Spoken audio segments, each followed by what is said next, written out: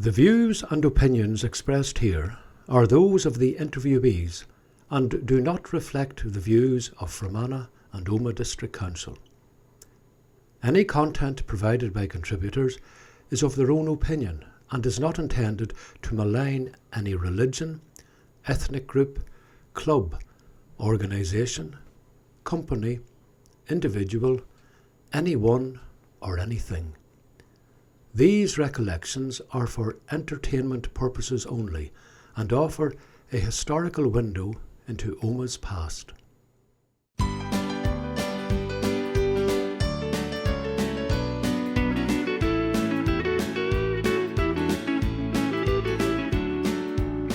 going back to Omagh to walk her streets again. I'll tip my hat to all the girls, shake hands with all my friends. I'll climb aboard the silver bird that flies across the foam. I'm on my way to Omagh in the county of Tyrone.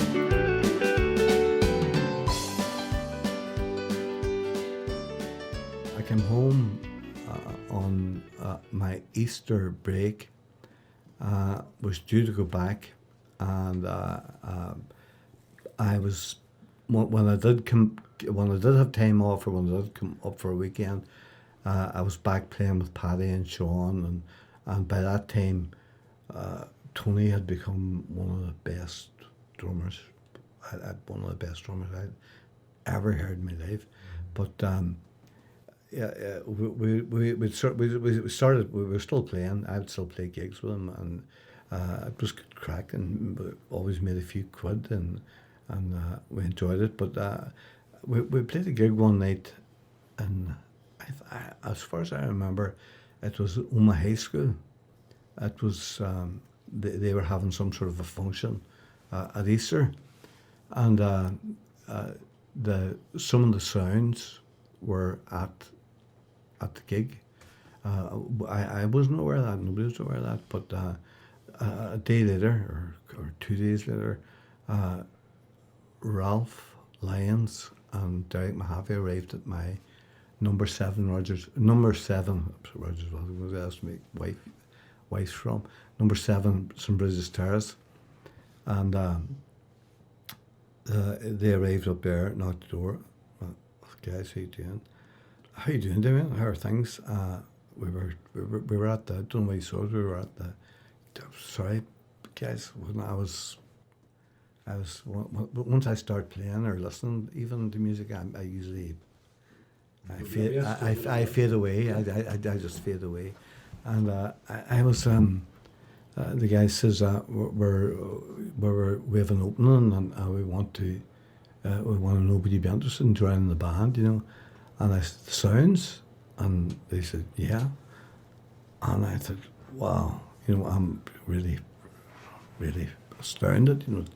And they want me to join this fully professional, well-known outfit, you know. And but as it transpired at the time, it was just before John Wilson and Charlie McCracken left to join Rory Gallagher and form Taste.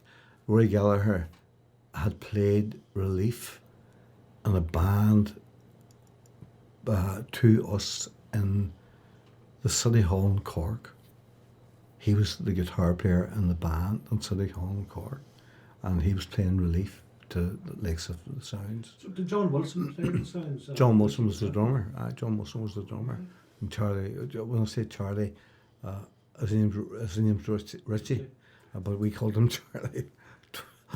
Long story, but so Charlie was Charlie became the bass player, and so did an opening, and they wanted another brass player, and they wanted me in. I went up, and they said I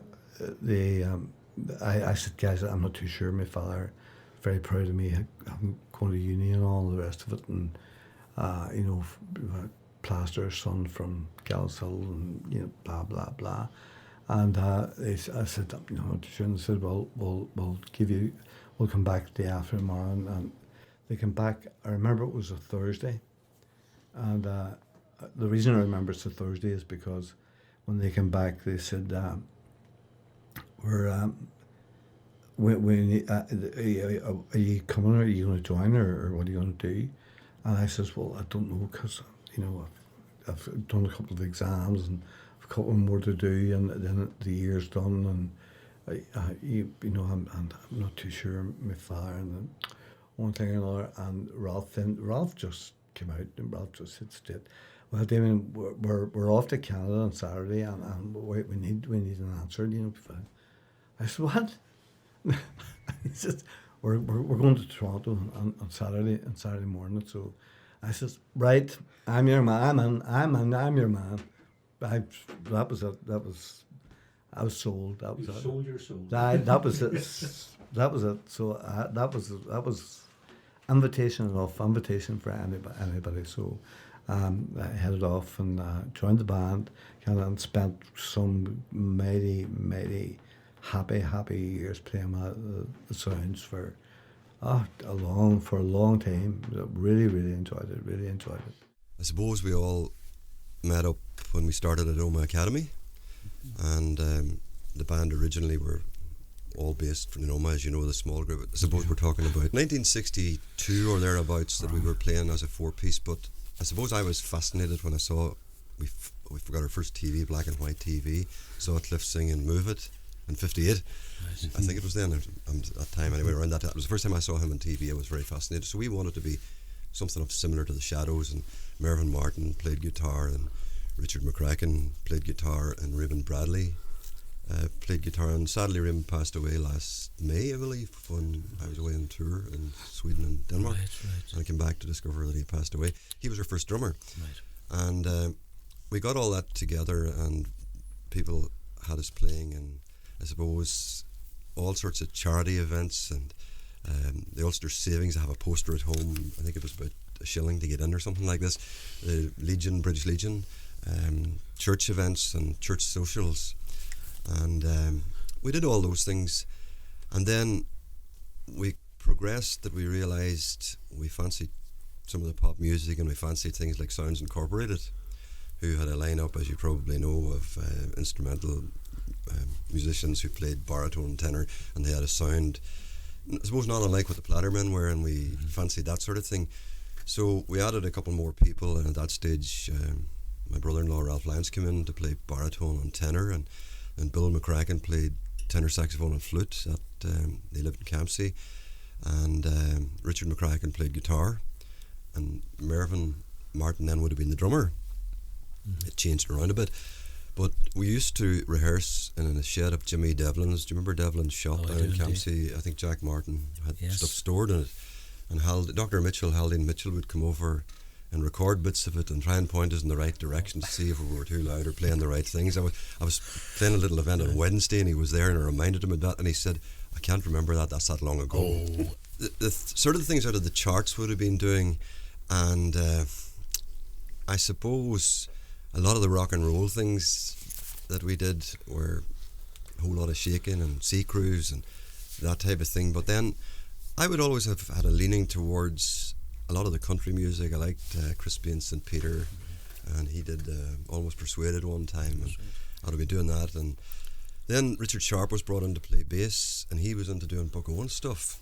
Richard lived in Omagh as well, and some of the fellas in the band didn't particularly like country, but I had to do a certain amount of pop stuff. If any Cliff things came out or Elvis things, I got doing that.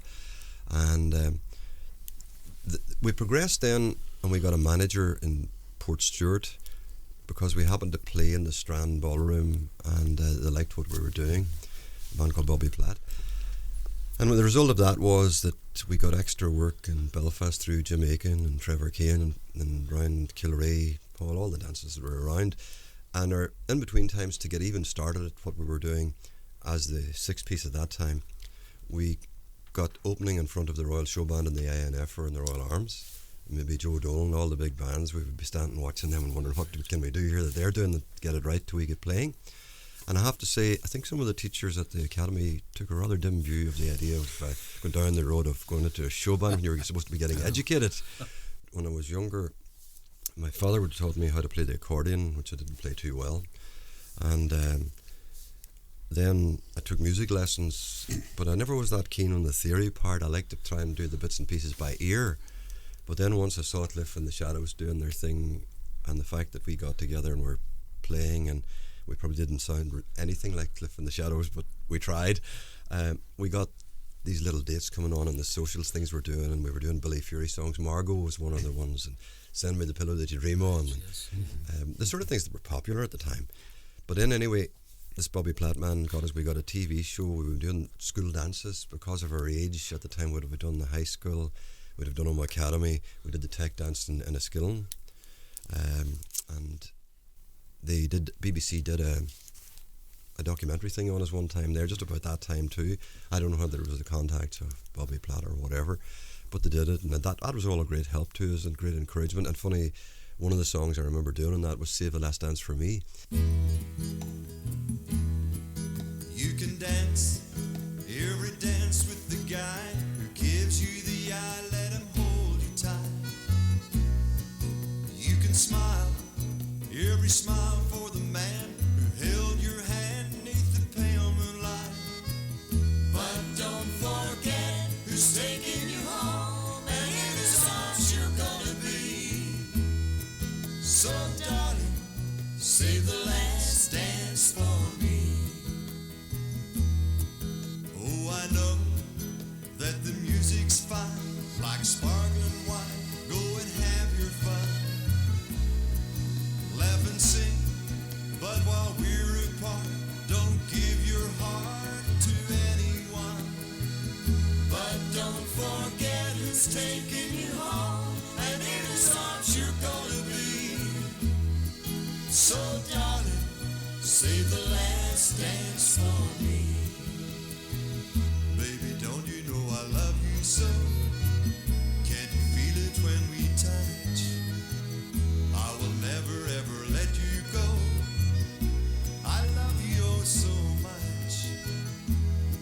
You can dance, go and carry on till the night is gone and it's time to go. If he asks if you're all alone, can he take you home? You must tell him no. 'Cause don't forget who's taking you home, and in his arms you're gonna be.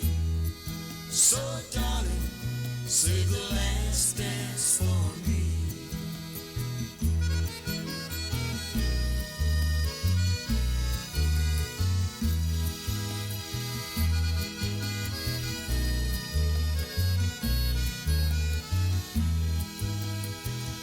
And don't forget who's taking you home, and in his arms you're gonna be.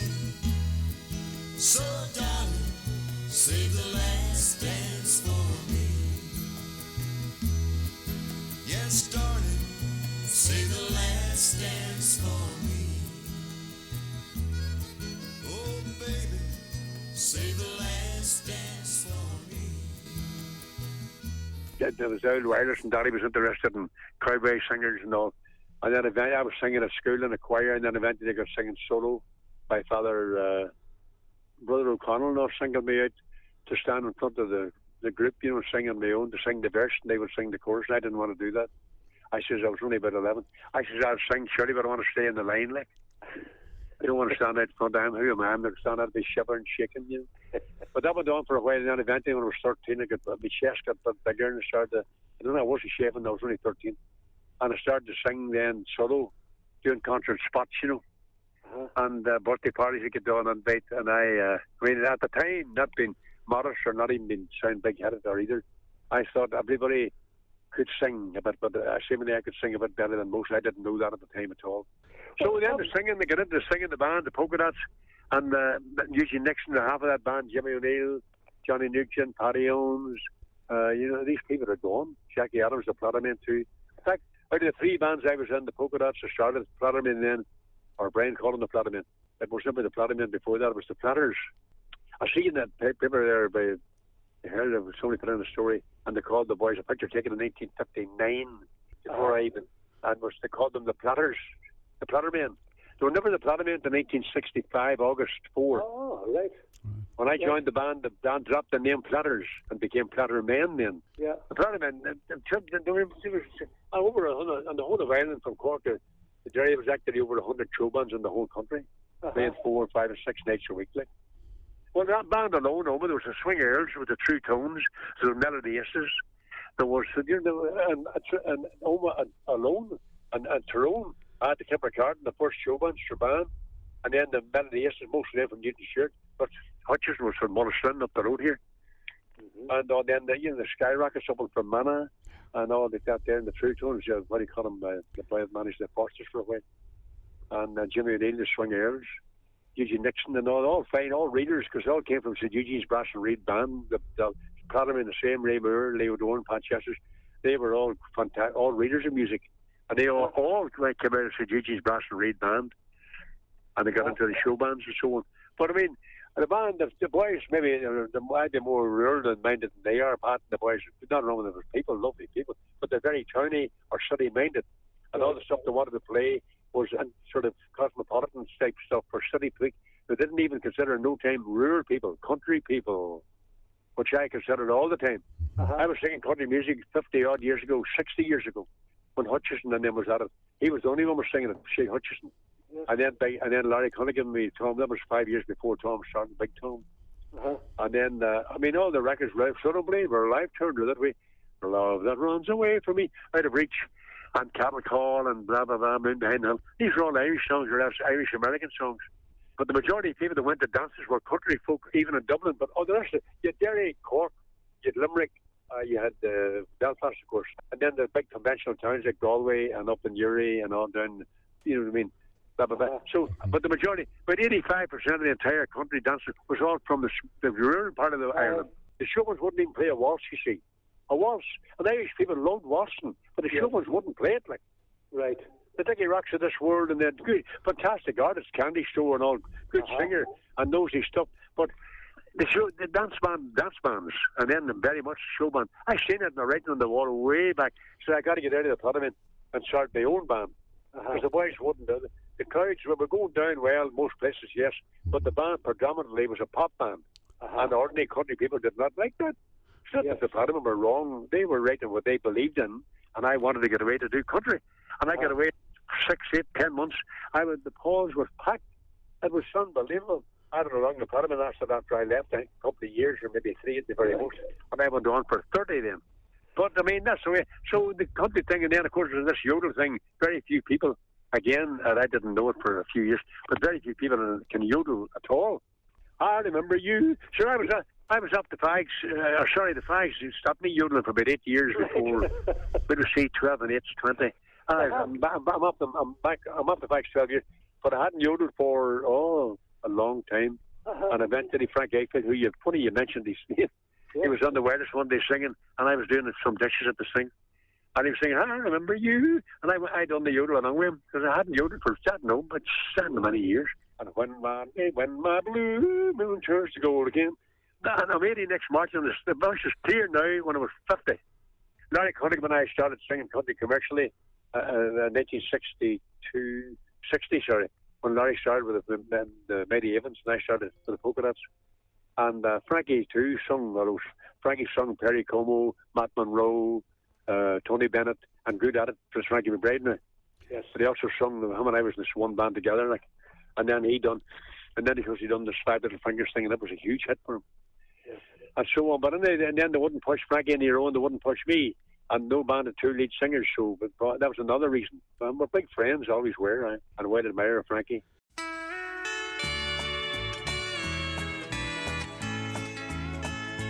Memories that linger in my heart, memories that make my heart go cold. But someday we'll live them all, sweetheart, when my blue moon again will turn to gold. When my blue moon turns to gold again, when the rainbow turns the clouds away, when my blue moon turns to gold again, you'll be back within my arms to stay.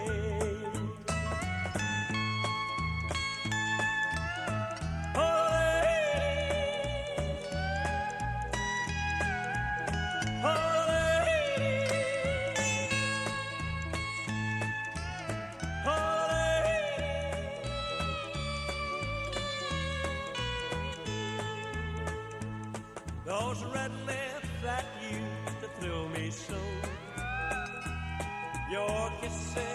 were meant for only me.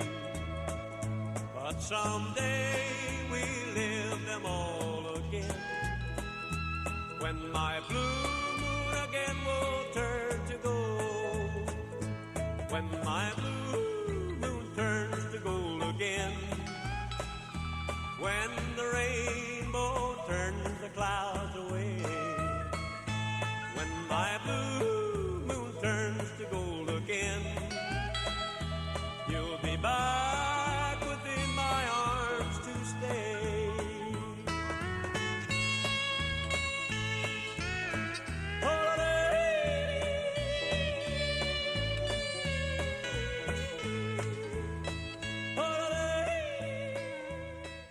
My parents, particularly my father, was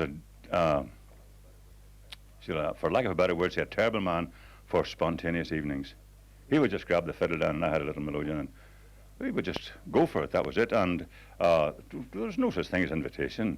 The latch lifted, and somebody walked in, and had a tin whistle in his pocket or a fiddle in a case, and they just sat down and joined. There was no invitation, nothing. Hell for leather to morning. There's no looking around here. I am actually part of this. I've lived this. You people are talking about it. I've bloody lived it. Listen, I'll tell you about Shea Hutchinson. Inside that hard exterior, there beats a heart of stone. Well.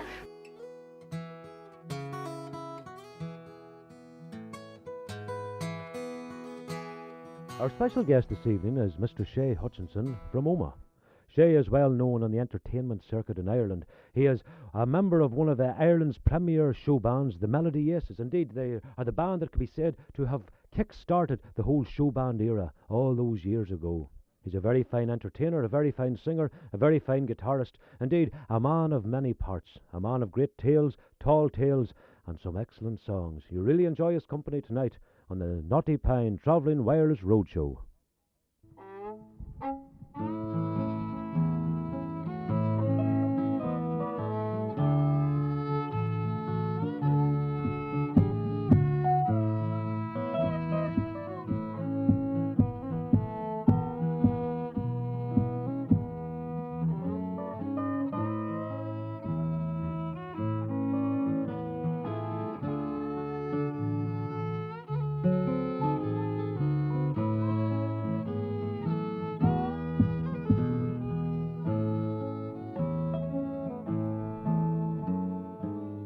I just happened to walk into a honky-tonk one night down in New Orleans.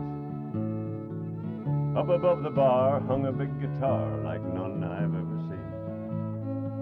The neck was studded with diamonds, and though the strings were old, like kings of sound they wound around 6 keys of solid gold. A man stepped up beside me, his breath was heavy with wine. He said, "That guitar once belonged to a mighty close pal of mine. He used to play in here, I forget the year, around 45, I think. I could tell you quite a story, friend, if you'd care to buy me a drink." Well, possessed by every weakness that makes a man a fool, I bought a round and he drank it down, and then he rocked back on his stool. He said, "Yeah, I remember now, it was 45 all right. He'd just returned from the Great War. It was there that he lost his sight. His buddies gave him that guitar. Back then it was simple and plain, and he'd added the gold and the diamonds as he played his way to fame. And he was doing a show in Shreveport on the night he'd received the call to come appear in the Grand Ole Opry, the greatest show of all. And I was driving him down to Nashville. It was dark and mist and rain. The signals flashed and the whistle screamed, but I swear, mister, I swear, I never did see that train. I heard the kindly doctor say just after he'd used his knife, "You're lucky, son, you lost an arm. It could have been your life." But he died that night. Life just demanded more than he could give. I reckon he could have made it, but he'd just lost the will to live. But this world's loss is heaven's gain, and tonight he's still a star, 'cause he plays with a band of angels. You see, that's my son's golden guitar.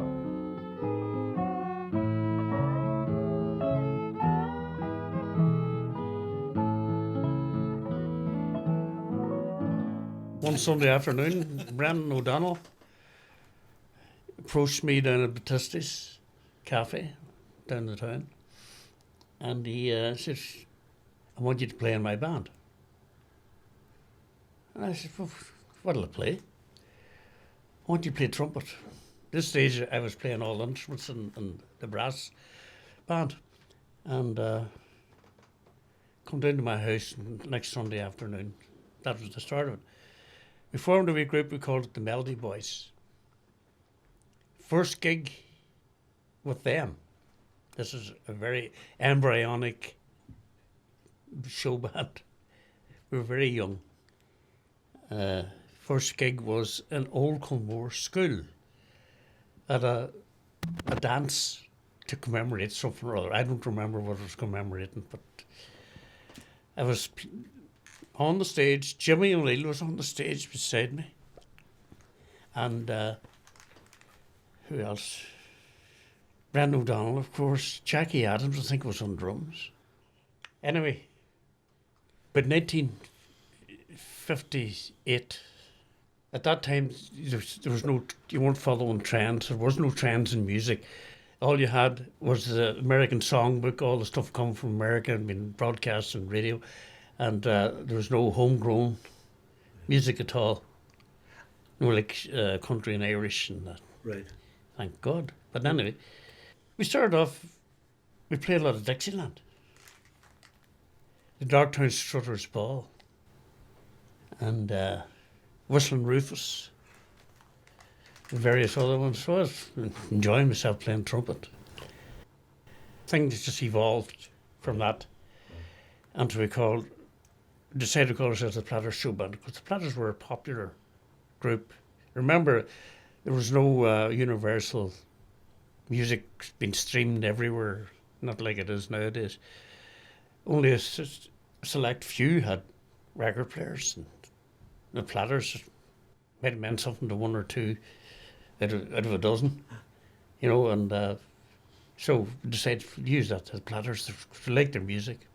We evolved into the Platters Paramount Show Band. Yes. Yes. But Brenton decided that was too long because your cards were small.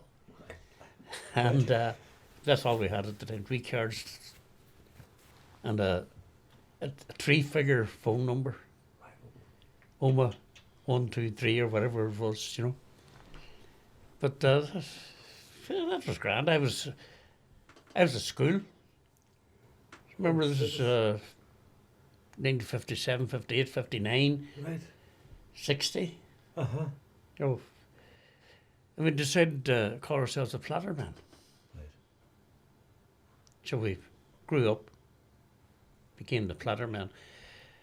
And we started getting a wee bit more organised. We got Artie McGlynn and Pat Chester was on saxophone. We got Leo on saxophone, Leo Dorn. Mm-hmm. And then who else? Billy McGinty on trombone, Aidan O'Neill singing, and usually Jackie Adams on drums, and a great drummer and a great bandsman. Artie McGlynn was 12 or 13, and I was a year and a half older than him. That's incredible. I used to miss school to practice in his house because he was allowed to stay home from school. So, That's true. that is incredible. But once we got to four brass, I was arranging music for them, and things started to go. People couldn't. They were different than any other band. Yeah. Any other band were farting and honking away. Right. But we were playing the thing right, you know. The Plattermen was, going back to that, prior Plattermen, this one doesn't come out too often. Prior Plattermen, Father Shields had the boys' club, as you know, and he wanted something on a Sunday afternoon for the boys and girls. So he says to me, what about getting a wee band? Because Jackie and Mickey McCann were in the boys and girls club as well. And my friend, pal, there's his card up there, the late Brenton Kelly, God bless him, Brenton's family lived in, you know, the con offices in there. There's a flats or apartments in there. They lived there. All the Kellys worked for Nestles. Brenton ended up as the top man in Nestles. He bought all their electrical equipment and all that kind of stuff, lifts, elevators, all that kind of stuff. But anyhow, Brenton was there, and he was in the club with me at that time, and he was an apprentice down in Gussie Haynes's, an electrician. And that's where he went into Nestles as an electrician.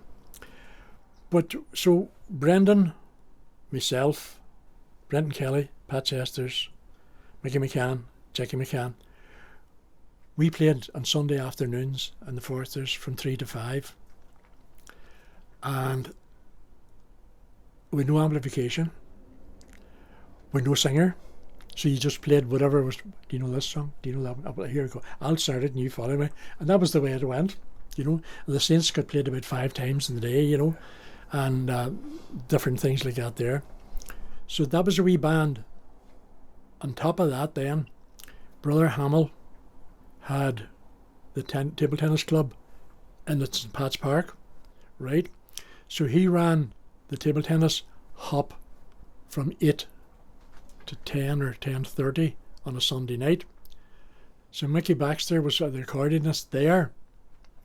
So Brother Hamill got his secretary, so I think it was Patsy McCormick was secretary at the time. He came and asked us would we play there. So what we did is we played with Father Shields 3 to 5. Went home and got the dinner. Went down to the hut and played from to 10:30. We were professional then because we got 10 bob. So, no, was it 10 bob or 5 bob? Maybe 5 bob now. I think I'm jumping ahead of myself. We got 5 bob for playing on there. But then that got me into the Foresters to see the big bands. So that was, Sunday was a very busy day, you know.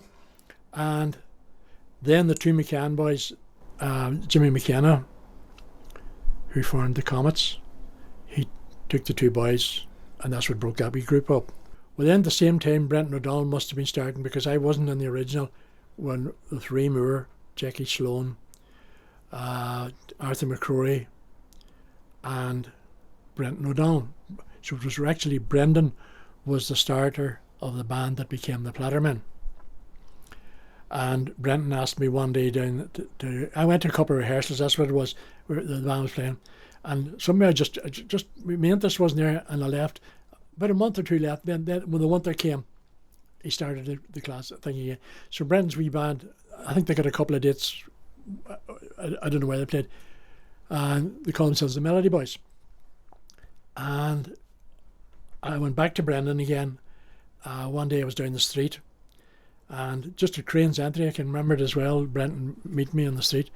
How you Pat, blah, blah, blah. What are you doing tomorrow? Sunday. I said, the usual, just knocking about. He says, you fancy playing with a band? I says, well, if you want me to, I will. So I went and joined Brenton again, back to Brendan. So Brenton says, go to Arthur McCrory's house on the Dromore Road, and we'll pick you up there. So that was the start for me of the Plattermen going, and the early boys, we were called the Melody Boys, as I said. So you had Brendan, but when I come out, me and Arthur McCrory in Arthur's house come out to get into the taxi, which was McSorley's taxi, the big black taxi. That was our first bandwagon, and you had Arthur on clarinet, me and alto saxophone, Ray and trumpet, and on the back seat of the taxi there was this young cub sitting, whom I'd never met. And I tell you, his feet didn't reach the floor of the taxi. Artie McGlynn. And that was my first meeting with Artie. Artie's amplifier was the size of transistor radio. We had one microphone and a big Vertexian amplifier that we hired at Gussie Haynes for 5 or 10 bob for a Sunday for the gig. And we hired, it was either Gormley's taxi or McSorley's taxi that took us to the gigs for the first like a month. And that was the start of the Plattermen. Jackie Sloan's was the drumming. Jackie left and went to the Herald. Jackie Adams come in. Paddy McNamee drum for a wee while with us at the beginning. The band then grew a wee bit. Aidan O'Neill come in on vocals, and Artie suggested then to get Sean Hamilton, and he says, I'm teaching Sean bass, so we'll have a bass guitar. So that was Sean coming in. So that left it then. Jackie Sloan went into the Ulster Herald. No, he didn't. He went into BT Telephones. I don't know what they were called in them days. He was a telephone engineer first. That was the original lineup. Brendan was the manager, and then Brendan's father bought a van, so we didn't have to buy, or didn't have to hire, and then we had a decent van, and Mr. O'Donnell used to drive us to the gigs. I used to go to all the dances and all that there, and used to go to the Corinthian Ballroom in Derry, and I used to see all the bands, and because I couldn't really play all these kind of songs and stuff like that because there's no books out there. I never had the records, so money was, it was tight. You never had any money at all in them days. So I'd go and I'd ask Paddy Owens, who was the guitar player in the Polka Dots, what's that opening chord of the Beatles' Hard Day's Night? So, it was a G suspended fourth. I didn't know that, so. And then I happened to meet Brian Call. He was in the band. He said to me, what are you doing? I said, well, I'm not doing really much. He said, we're looking for a bass player. So I said, well, I don't really play bass. I'm a guitar player. So he said, well, sure, can you play a bit of bass? I said, well, I could play. I know what's needed and all that there, and some country music and all. And so I was in there. I was stood in for a couple of months because the other bass player was sick or something like that there. So when I go up to Omagh, and Brian got me digs and all, and so I was there for 6 months to a year. Of course, the original bass player didn't come back on me, so I had the steady gig anyway, 12 go a week, you know what I mean? So 4 out of that for your digs, and you know what I mean? So that's why I started anyway. And then Brian Call got me into the Polka Dots, as I said to Paul. And then the Polka Dots, Speedy Hamilton, you probably remember him. Speedy was doing all this from the Midnight Hour, the Four Tops, and all that kind of stuff, and Sweet Soul Music and Mustang Sally, And of course, he left the band. I don't know really how he left. And I was in the Polka Dots singing Cliff Richard songs, you know what I mean? And they wanted me to do this kind of black soul stuff and all that there. And, and I found it quite difficult. So Brian Call left the Polka Dots. Sorry to tell the story right. He left the Polka Dots and went to the Plattermen. So when he went to the Plattermen, Speedy left the band, Speedy Hamilton, and then he asked me to join the band. So I joined the band anyway, and I was getting it tight now singing this kind of music down, But after, you have to be working, doing that song for a couple of years to kind of get into the whole feeling. So anyway, that's how I got into the Plattermen. So I have a lot of, Paul, God rest, Brian, he got me into the Polka Dots and got me into the Plattermen. And so we were very good friends and all that there. So I had many, many good times with the band, They were a great band, great sound band, So that's how I got into the Plattermen, and how only for Brian Call, who wouldn't be here today, actually. Probably might have been a bricklayer or a carpenter. And there wasn't a band like the Plattermen kind of doing soul music and all that Wilson Pickett stuff and the Four Tops. So there's no bands doing that kind of music, Yeah. Because the Showband scene was all about, it was all mainly about dancing, it's all about dance music and how people can dance to it, But the Plattermen were doing all that kind of American stuff. They're doing all the Booker T and the MGs and all that Green Onions and all that stuff, and others weren't doing that. All right, I mean, some of the bands around Belfast were doing the blues, like the beat groups and all that there. But the Plattermen were the only show band that were doing all that kind of music, you know what I mean? And and then you see, Brian he was basically a country singer, and his big hero was, well, Hank Lachlan, but his main big hero would have been Slim Whitman. And Brian was doing all this kind of yodeling type thing, which nobody in the country was doing that type of singing. But then he would turn it around. He would do Presley songs. He'd do What a Night and Such a Night and all the Presley stuff and all that there. He could do all that stuff. Yeah. But There was nobody like the Platinum in them days. No. They had a big sound. They had 4 brass section. They had a keyboards to a guitar, bass, and drums. You know, they had a big sounding band. Like, you know, fabulous band.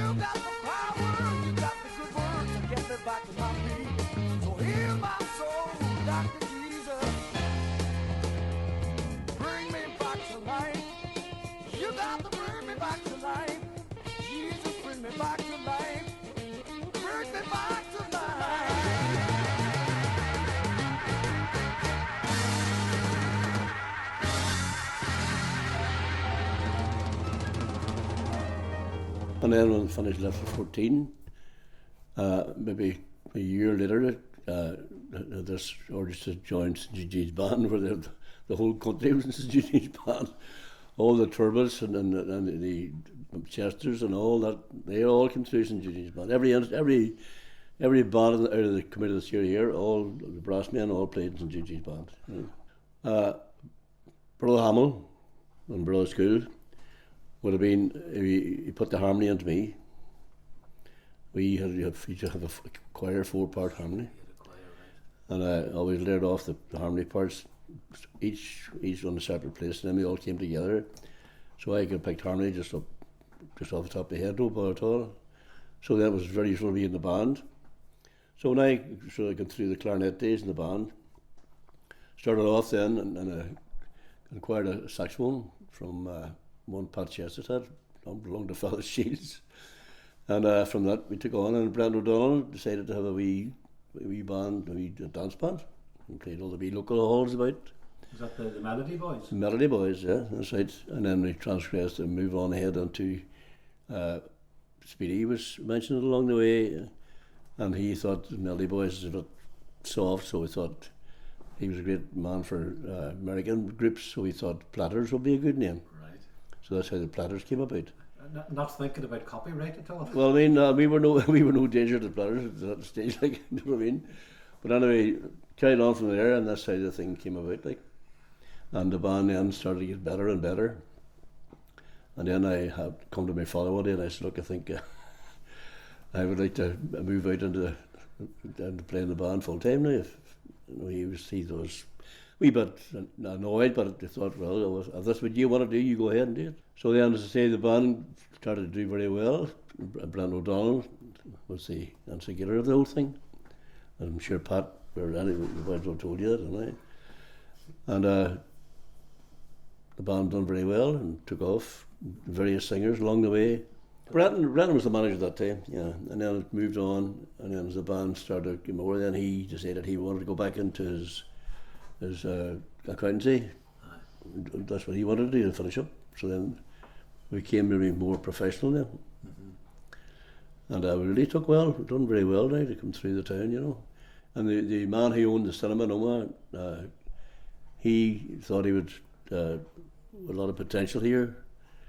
So Noel Dunhay, he thought he would take the band under contract, and then it turned out he was looking about 50% of the band, you know, the usual carry on. So that Pat Chester's more or less says no, and we quit that. So Pat more or less took over the management.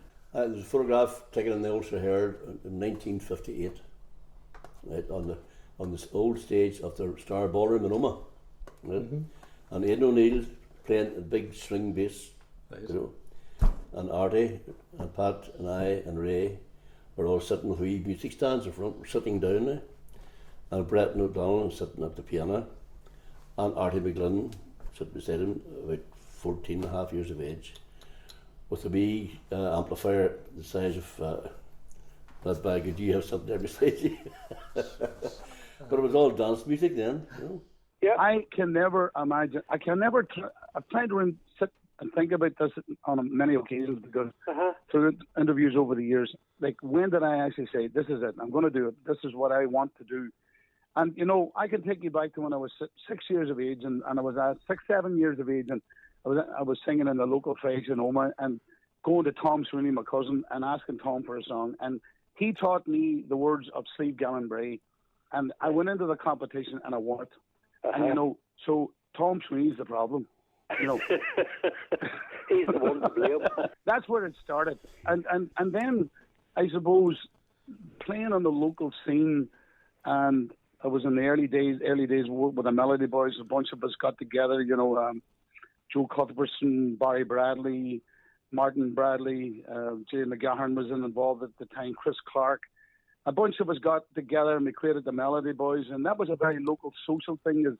From our early days when it was a really good, vibrant social scene. And then I suppose I was married young, I had family, and I left school at 16 years of age, and I went to work with Declan O'Neill in Strabane and O'Neill Motor Factors, and of course Declan, I was involved with the GAA there, so that was a connection there too. And then I won a talent competition, got my minor recording contract. The pirate radio stations were happening in the late 80s, very, very powerful. Alexa the Peter McCann's on, I'm trying to remember, Ironside, and you also on Monaghan, you had Big M. That was it. That was the talent competition. I won their talent competition, got a minor recording contract, recorded an album. An album was called The Greenfields of Ireland. I started to get headway in the northwest regions, and there was a bit of a bite going on for it. And really, what happened then was that people were getting interested. I got approached by the late Charlie McBrien, that the record company in Dublin, Ritz Records as they were then, were interested. And I decided to go on a professional scene, but I was like 27 years of age when I decided to go professional, really. Right. You know what I mean? And few of the lads had daytime jobs. The bands had changed over the years. Barry and the lads had moved on. Johnny Houston would have been in the band at the time, and I decided to take a chance, and that's where it really all turned. Yeah. I would have came after the Showbands, and as we both know, Omagh was a very vibrant town for the Showbands. We were all connected there, and of course, with the great Brian Calls and Frankie McBride's and bands like the Platymen and the Polka Dots and many others as well. I was very fortunate to get to Nashville to record 3 albums, and it wasn't a case of just going to Nashville to record albums. There was a lot of connections made at that particular time. There was a guy called Ronnie Light that would have been a former RCA producer, and he'd gone independent, and it was Ronnie that we went to work with. But I was so fortunate that I had met some great musicians that they lined up. I mean, we had people like Milton Sledge, who was Gareth Brooks' studio drummer for all his albums, and Mark Cass Stevens, and people like that, big names, you know, but really lovely people. And these are the guys that came up with these productions. You know, it was a case of it was at the time we tried. That album was called Stone in Love with You. For some reason or other, the album was released and it went well, but then it went off the market very quickly. And so you're right, a lot of people didn't hear those versions of those songs. You know, it was too far ahead of its time. You know, I wouldn't have known that at the time. It's how I hear music today. I thought, wow, we've done that before. You know, so like maybe that's what it was. Maybe the industry didn't just receive it well enough, and the record company removed it. You know, I don't know. I had a great experience in recording in Nashville, and I met some wonderful people, and they came up with some great arrangements for songs. And I have to say that I suppose your listeners, you know, might find this one a little bit strange, but I have to say I've always been very proud of it, and it's a great song. Of course, the great Glenn Campbell had a wonderful hit with it, and here's my version of that song. It's a song called Gentle on My Mind.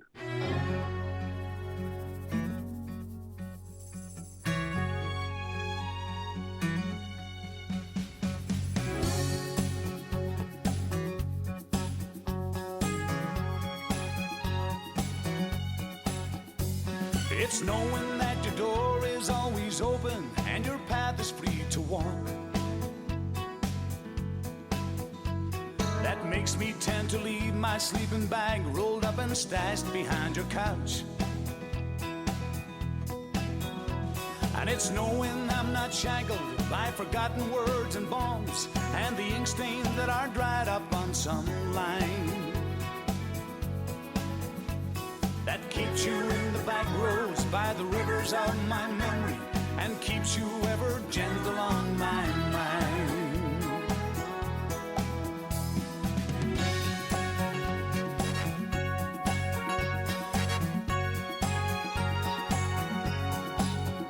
It's not clinging to the rocks and ivy planted on their columns now that bind me, or something that somebody said because they thought we'd fit together walking. It's just knowing that the world will not be cursing or forgiving when I walk along some railroad track and find you're moving on the back roads by the rivers of my memory, and for hours you're just gentle on my mind.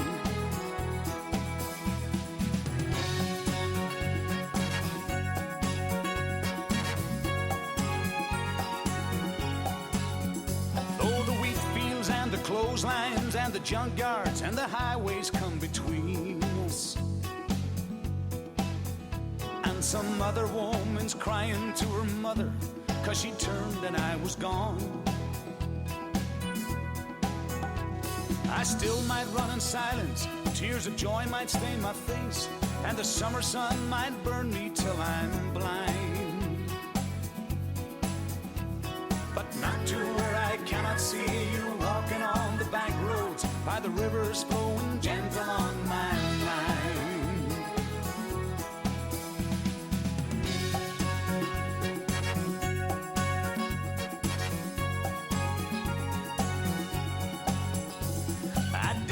Cup of soup back from a gurgling, crackling cauldron in some train yard. My beard a ruffling coal pile and a dirty hat pulled low across my face. Through cup tans round a tin can, I pretend to hold you to my breast and find that you're waiting from the back roads by the rivers of my memories, ever smiling, ever gentle on my mind.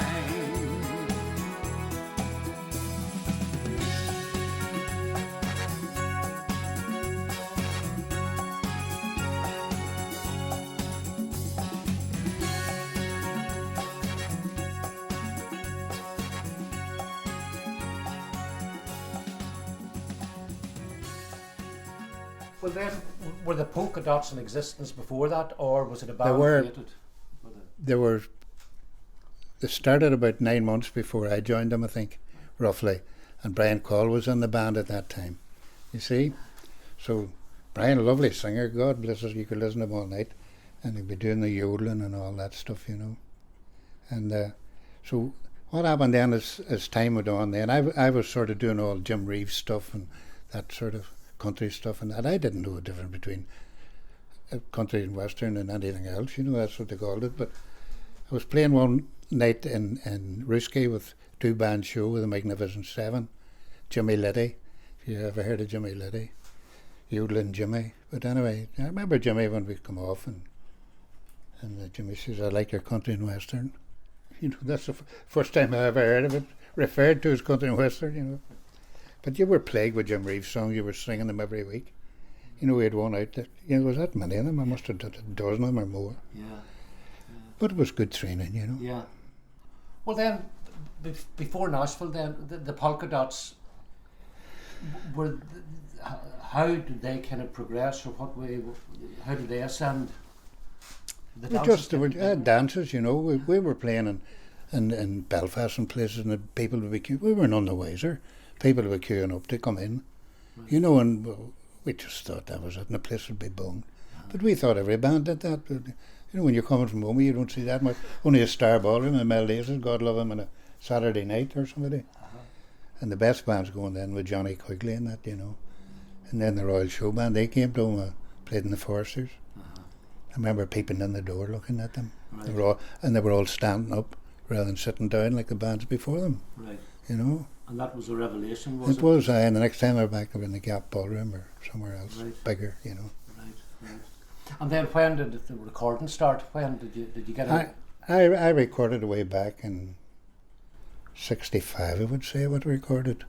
I did the Blackbird of My Heart and Two Little Orphans and stuff like that for Solomon.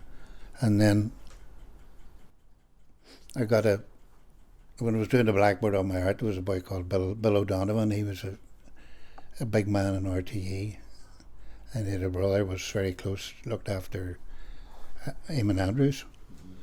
And I could hear him, he called him in, I think it was Frankie called him. One take, you don't have to sing that one take. He says, so I got a job then singing on a Sunday with the Maureen Potter show, because it was a live radio. Right. You see, so yeah, so I did that for a while. With some drive, you were playing a cold rain, and then you had to be down there for 12 o'clock. To do the live show. There was no traffic on the road anyway. You batter down the road as hard as you'd go. And what was Maureen Potter like to work with? She was a lovely person, yeah, down to earth. They were good crack, and I would have a break and go over, and I never drank. That's only the first time I had a glass of whiskey. You know, after one of the long runs, whatever I was doing, the boy says, "Take a wee glass of whiskey." And it was Paddy, that was the name of the whiskey we got. God, that was bird in the mouth of you. But anyway, every little helps, I suppose. Well, that's it. Didn't do many harm. So then, had you a manager at that stage then, or what way? We had I don't know, with Mickey O'Hanlon, he was with the Clipper Carlton. Mickey managed a while. I don't know what happened. Then we had another lad that Keeley. Paddy Keeley, he used to manage us. He was from Dungiven, and we'd be trying to plug oil records in Dublin. We'd be driving down and coming back late at night, and the usual thing, you know. You'd be out in RTE. That time it was from the post office, really, like, you know. So you'd meet everybody, the Terry Wogans and a whole lot of them, you know. Those are the days of sponsor programs. That's right. Was it hard to get onto the programs? I think I shouldn't probably say this, but they weren't that keen maybe in promoting northern people, you know. It's the same as recording here and trying to get a hit in England, you know what I mean? Which is impossible, like, you know. And you recorded with, was it Phil Emerald. Solomon in Belfast? Emerald Records, Mervyn Solomon. Mervyn Solomon, I recorded for him, and we did. And then Radio Caroline was going at the time, and he was thinking of doing recording in England and London, you know. So they'd put 2 singers up to send to the producer. So there was Roddy Daniels and myself. So they picked me to go. But the funny thing about it, the year before that, I'd sent a song that I wanted to record. And I turned it down, and Solomon come on, he said, the DJs wouldn't play it because of the narration in the middle. Now, I don't know what happened, that copy that I sent over, but Tom Jones brought it out next. The Green Grass of Home. I recorded 2 songs from him. I did the Shutters and Boards and the Green Grass of Home. And I had it in a wee EP. And that's where I got it. I think it was Porter Wagner or somebody was singing on it or somebody like that. And I never got to crack at it, you know. And then he come back then, and I had the Bill Anderson stuff, you know. So it was 5 Little Fingers in it. So there was no problem recording it, and there was narrations in the middle of it, because Tom Jones did the one that I wanted to do first anyway. But that's life, you know. God knows where you'd been now, in jail or buried somewhere. Go to your head very quickly.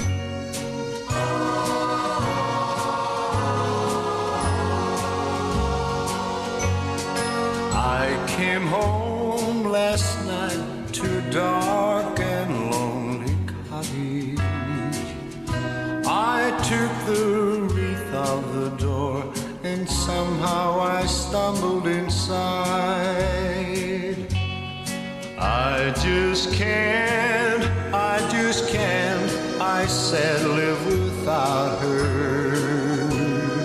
Give me one reason to live, now that my darling has died. And then 5 little fingers touch my hand. 5 little fingers, too young to understand. And there was a softness in my little girl's touch. It seemed to say, Daddy, I need you so. And in 5 little seconds, her 5 little fingers told me all that I wanted to know.